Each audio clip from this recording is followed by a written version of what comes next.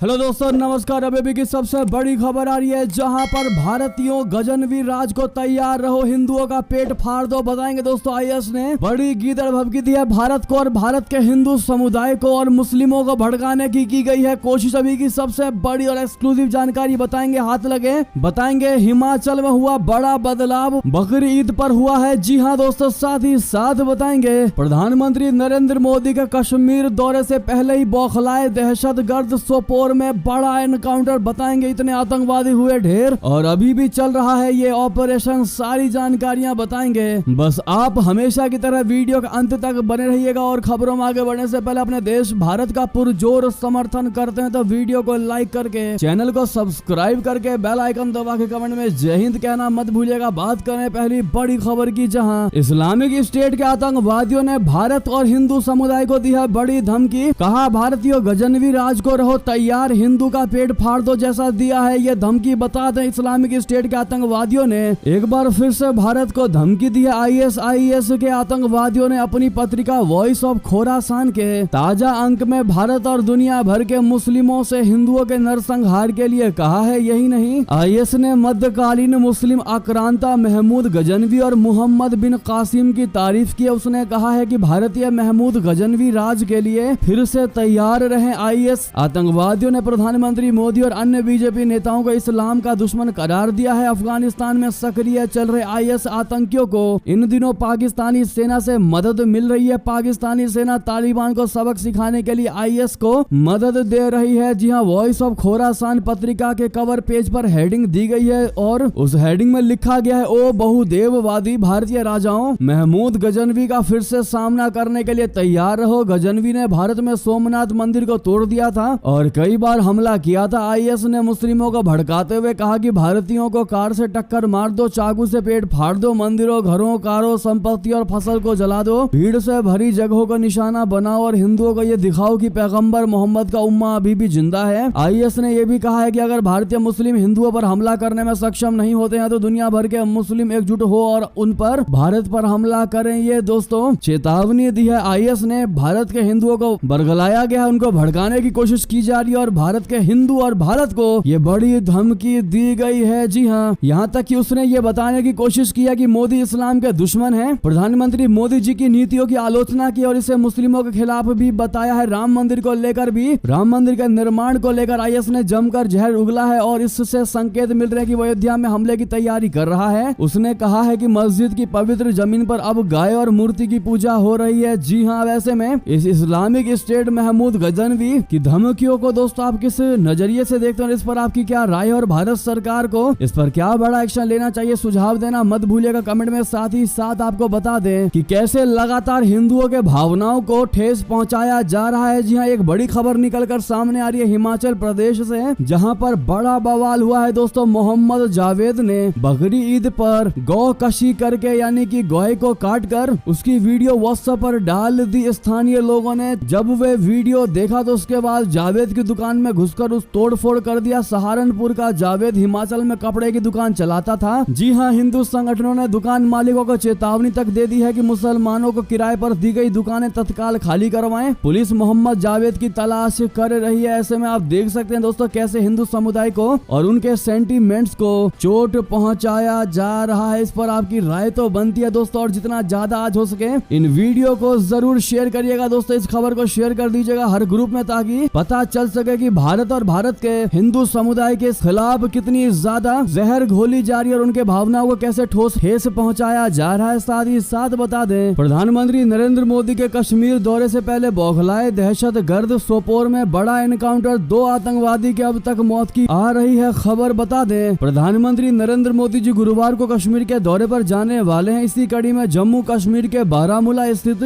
सोपोर में बुधवार को सुरक्षा बलों को एक बड़ी कामयाबी मिली। हदीपोरा इलाके में मिली आतंकवादियों की मौजूदगी की सूचना पर सुरक्षा बलों ने घेराबंदी करके मुठभेड़ शुरू कर दी। इस मुठभेड़ में 2 आतंकवादियों को मार गिराया गया। पुलिस सूत्रों के अनुसार हदीपोरा इलाके में आतंकवादियों के छिपे होने की सूचना मिली थी। इसके बाद सेना और पुलिस साथ में सीआरपीएफ की एक संयुक्त टीम ने इलाके को घेर लिया और सर्च ऑपरेशन शुरू कर दिया है। जैसे ही आतंकवादियों को एहसास हुआ कि वे घिर गए हैं, उन्होंने सुरक्षा बलों पर फायरिंग शुरू कर दी। जवाबी कार्रवाई में सुरक्षा बलों ने भी गोलीबारी कर दी और इस मुठभेड़ में 2 आतंकवादी मारे गए हैं। मारे गए आतंकवादियों की अभी तक पहचान नहीं हो पाई है। पुलिस ने मौके से हथियार और गोला बारूद भी बरामद कर लिया है। साथ ही साथ बता दें, इस फोटो को देखकर चीन को तगड़ी वाली मिर्ची लगी होगी। जी हाँ, ड्रैगन को सता रहा है किस बात का डर, आपको बता दें अमेरिका में हाउस ऑफ रिप्रेजेंटेटिव की पूर्व स्पीकर नैन्सी पेलोसी ने तिब्बती धर्मगुरु दलाई लामा से मुलाकात की है और उनके साथ 6 सांसदों का प्रतिनिधिमंडल भी भारत पहुंचा है। प्रतिनिधिमंडल की मुलाकात हिमाचल प्रदेश के धर्मशाला में दलाई लामा से हुई है, जिसकी फोटो सामने आई है। दलाई लामा और नैन्सी पेलोसी की मुलाकात की फोटो देखकर चीन को मिर्ची जरूर लगी होगी, क्योंकि इससे पहले चीन के विदेश मंत्रालय ने बयान जारी करके कहा था कि अमेरिका दलाई लामा के साथ किसी भी तरह से संपर्क से दूर रहे। चीनी विदेश मंत्रालय के प्रवक्ता ने दलाई लामा और नैन्सी पेलोसी की मुलाकात पर तीखी टिप्पणी की थी। चीनी प्रवक्ता ने दलाई लामा पर कहा था कि वो महज धार्मिक व्यक्ति नहीं है बल्कि राजनीतिक हस्ती भी हैं, जो धर्म का चोला पहनकर चीन के खिलाफ अलगाववादी राजनीति कर रहे हैं। साथ ही साथ आपको बता दें, G7 में ट्रूडो कर रहे थे शांति की बात, तो उधर कनाडा की संसद में रखा गया आतंकी निज्जर के लिए 1 मिनट का मौन। दरअसल इटली के अपुलिया में G7 समिट में प्रधानमंत्री नरेंद्र मोदी की मुलाकात कनाडा के प्रधानमंत्री जस्टिन ट्रूडो से हुई। हरदीप सिंह निज्जर की हत्या को लेकर कनाडा की ओर से भारत पर लगाए गए आरोपों के बाद दोनों नेताओं की इस मुलाकात पर सभी की नजरें थी। पीएम मोदी से मिलने के बाद ट्रूडो ने संबंधों में सुधार की बात की, लेकिन कनाडाई संसद से अलग ही तस्वीर सामने आई है। कनाडा की संसद में खालिस्तान टाइगर फोर्स संगठन से जुड़े आतंकी हरदीप सिंह निज्जर के लिए 1 मिनट का मौन रखा गया। हाउस ऑफ कॉमन्स में पहले स्पीकर ग्रेग फर्गस ने निज्जर को लेकर शोक संदेश पढ़ा और उसके बाद सभी सांसदों से निज्जर के लिए मौन रखने को कहा। जी हाँ, इससे पहले कनाडा के प्रधानमंत्री जस्टिन ट्रूडो ने कहा था कि वो भारत की नई सरकार के साथ आर्थिक संबंधों और राष्ट्रीय सुरक्षा से जुड़े मुद्दों पर बातचीत करने का मौका है। उन्होंने ये बात G7 में पीएम मोदी से मुलाकात से कुछ समय बाद कही। साथ ही साथ बता दें, एक बड़ी खबर आ रही है पोलैंड से, जहां पर अरुण पुदुर नाम के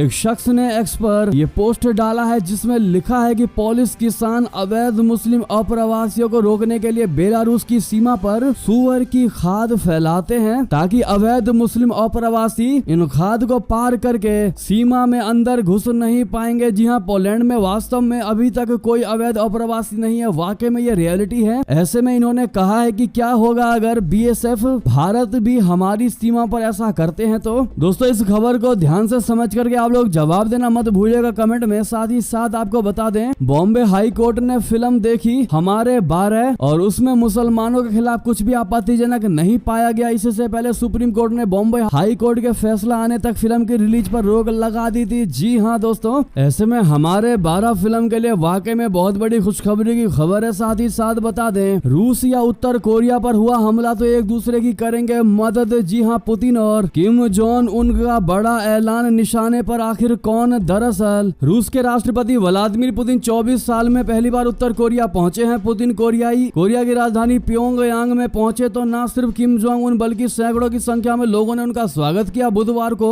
जब रूसी राष्ट्रपति व्लादिमीर पुतिन प्योंगयांग में निकले तो बड़ी तादाद में उत्तर कोरियाई लोग वेलकम पुतिन के नारे लगाते हुए सड़क के दोनों ओर खड़े दिखाई दिए। बच्चे और बड़े सभी हाथों में उत्तर कोरियाई झंडे, फूलों के गुलदस्ते और पुतिन के स्वागत वाले प्ले कार्ड लिए हुए थे। उत्तर कोरिया की राजधानी में किम इल सुंग स्क्वायर पर पुतिन और किम जोंग उन ने स्वागत समारोह में हिस्सा लिया। कार्यक्रम में व्लादिमीर पुतिन और किम जोंग उन ने साफ किया है कि रशिया या उत्तर कोरिया में से किसी एक पर भी तीसरे देश ने हमला किया तो दोनों के दोनों मिलकर के एक दूसरे की मदद करेंगे। यानी कि अगर किसी ने उत्तर कोरिया पर हमला किया तो रशिया उसकी मदद करेगा उत्तर कोरिया की, और रशिया पर किसी ने हमला किया तो उत्तर कोरिया उसकी मदद करेगा। जी हाँ, ये डील हुआ है इन दोनों के बीच में। ऐसे में अगर आप हमारी खबरों को डेली देखते हैं दोस्तों, तो आप लोग इसका सटीक जवाब जरूर दीजिएगा इस खबर को ध्यान में रखते हुए। आखिर इस डील के पीछे निशाने पर कौन सा देश हो सकता है आपकी नजर में, बताना मत भूलिएगा। देखते हैं कितनी जानकारी हमारी ऑडियंस को। साथ ही साथ बता दें, तिब्बत से पानी चोरी करके मालदीव को दे रहा है चाइना, ड्रैगन के दूसरे चेहरे की खुल गई असली पोल। जी हाँ, बता दें, चीन मालदीव को धीरे धीरे अपने जाल में फंसाता जा रहा है, इसीलिए मालदीव के राष्ट्रपति मोहम्मद मुइजू भारत विरोधी बयान भी देते रहे हैं। अब चीन ने एक और नई चाल चली है जिसमें तिब्बत का राज छिपा है। दरअसल चीन ने इस साल तिब्बत के ग्लेशियर से 3000 मीट्रिक टन पानी मालदीव को गिफ्ट में दिया है। चीन इसे मालदीव के साथ अपनी दोस्ती बता रहा है, लेकिन इसके पीछे ड्रैगन का तिब्बत एजेंडा है। जी हाँ, जिसमें मालदीव के राष्ट्रपति फंसते जा रहे हैं। चीनी राष्ट्रपति जिनपिंग ने तिब्बत के ग्लेशियर से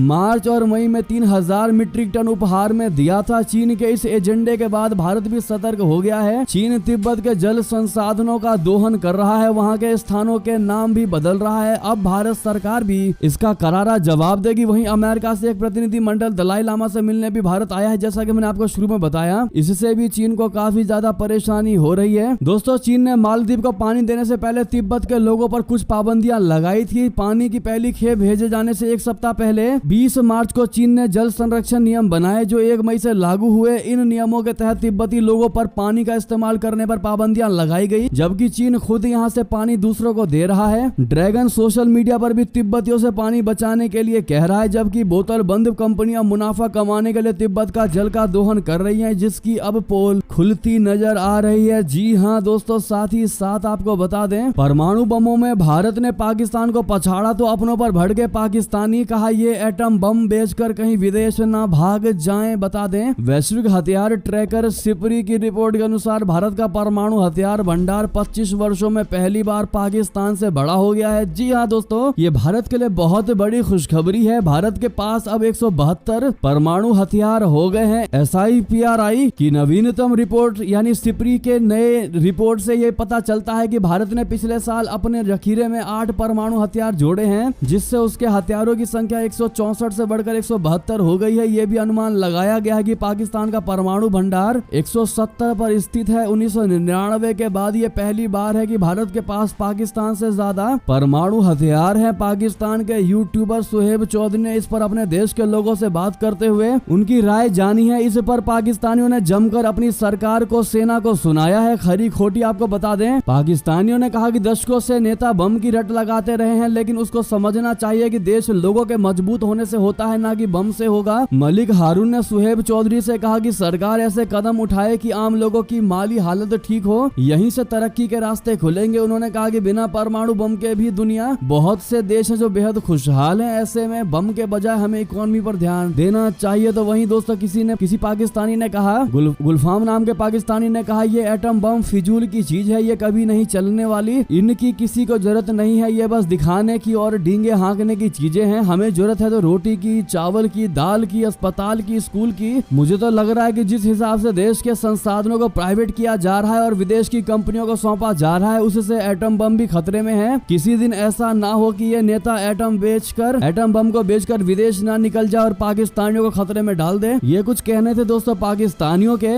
भारत के आगे निकलने पर। इस पर आपकी क्या राय है दोस्तों, बताना मत भूलिएगा। लेकिन आज भारत एटम बम के मामले में पाकिस्तान को पछाड़ चुका है। इसका सबसे बड़ा श्रेय दोस्तों आप लोग किसको देना चाहेंगे, हमेशा की तरह कमेंट में लिखकर अवश्य बताइएगा। तो वहीं आपको बता दें, भारत को आगे करके ताइवान ने चीन को ललकारा। कहा मोदी जी डरने वाले नेता नहीं है। जी हाँ दोस्तों, बता दें, ताइवान के राष्ट्रपति लाई चिंग-ते के बधाई संदेश पर प्रधानमंत्री नरेंद्र मोदी जी की प्रतिक्रिया को लेकर बौखलाए चीन के खिलाफ ताइवान अड़ गया है और कहा है कि मोदी जी डरने वाले नहीं हैं। ताइवान ने कहा कि ना तो पीएम मोदी और ना ही राष्ट्रपति लाई बीजिंग से डरेंगे। ताइवान ने अपने राष्ट्रपति और पीएम मोदी के बीच सौहार्दपूर्ण आदान प्रदान पर जोरदार बचाव किया है। ये विवाद तब शुरू हुआ जब नरेंद्र मोदी के लोकसभा चुनाव जीतने के बाद ताइवान के राष्ट्रपति ने उन्हें बधाई संदेश भेजा था, जिसके जवाब में प्रधानमंत्री मोदी जी ने उनको थैंक यू कहा था। लेकिन चीन का कहना है कि ताइवान चीन का हिस्सा है और उसके नेताओं को वो अलगाववादी नेता मानता है। इसीलिए ताइवान और भारत के नेताओं के बीच हुई बातचीत को लेकर चीन ने तीखी प्रतिक्रिया देने की कोशिश की थी। जी हाँ दोस्तों, ऐसे में अगर आप भी मानते हैं प्रधानमंत्री नरेंद्र मोदी जी वाकई में किसी से नहीं डरने वाले, क्योंकि उनके पीछे 140 करोड़ भारतीय लोगों का